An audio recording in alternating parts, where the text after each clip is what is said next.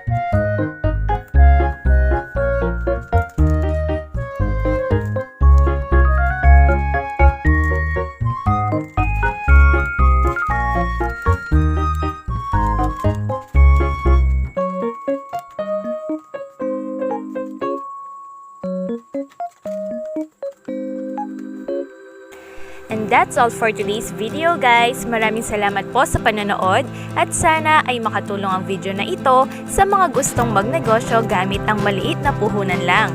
Dapat lang ay lakasan mo ang loob mo. Sa umpisa ay talagang mahirap pero walang imposible sa taong nagsisikap. Kaya't simulan mo na ang pagnenegosyo at mahalin mo ang ginagawa mo. Happy cooking mga ka-tasty! Thank you sa suporta ninyo!